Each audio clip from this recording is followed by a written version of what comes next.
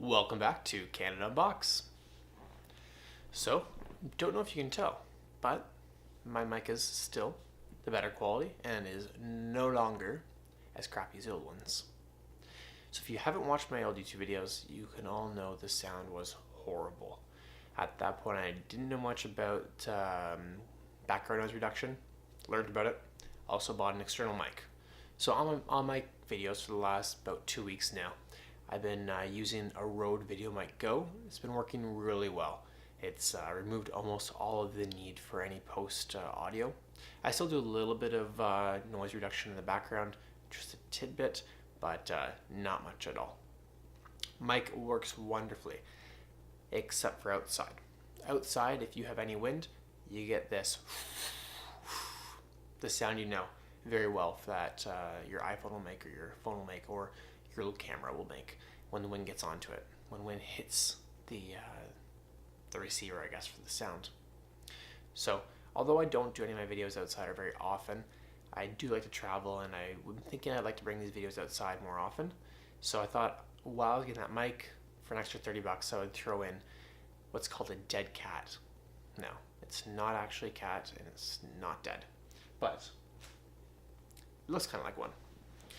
This is called a Deadcat microphone cover, I guess, or cover.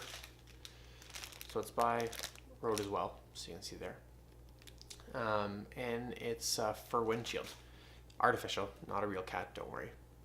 You slide off the cover that comes with the mic, and you slide this on instead. The idea is that as wind comes, it blows the fur around, and the fur instead pushes the wind off and deals with that blow as opposed to actually hitting the mic. It's actually a bit thicker, and you actually have foam inside. It's less something to put on, but it works quite well. So I'll show you what the difference is. Now I have a little fan here. Oops, little fan that I plugged in to replicate the sound of wind. You'll hear this fan sound, the motor. It's like this.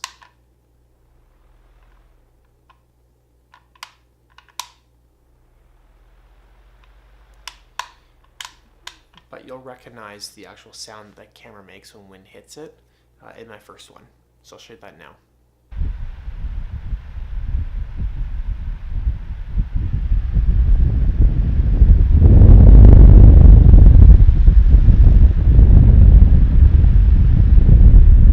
Test 1, 2, 3, 4.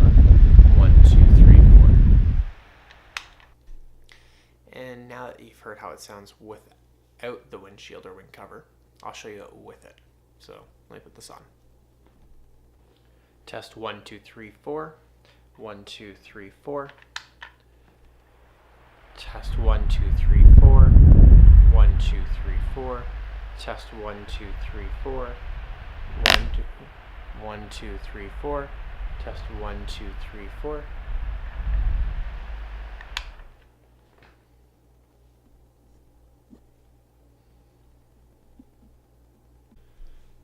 Now you can see that it did not remove all the sound. There was still one there, and the case where you heard it, I was about this far away from the mic, and the fan was at full speed. That's the only time we heard that sound with this on, and I went all the way around like that, as you can tell. So in terms of its effectiveness, it works quite well. Now, if you're going to, Hurricane Alley, or you're going to be filming from the center of tornadoes, it's not going to work for you. You're still going to have the sound effects. But average day, light wind, it'll work beautifully. It's quite reasonable. Again, it was around $30 when I picked it up, maybe $33 Canadian. For those of you in the States, it's probably about 19 to 25 bucks US. It's easy, it's light. You can easily pack in your bag. You don't have to worry about damaging it. I do know some of the fur does come off, so do be aware of that. It will get on your mic before you switch it off. You have to kind of take a little bit of hair off, but it works quite well. It's by Rode. I'm sure there was generic models out there, but for the cost, I thought I'll go with the official one and give it a shot. I'll put the product link in the description below with the original Rode mic, and if you have any questions, let me know. Thanks for watching Canada Unbox. Subscribe and like below.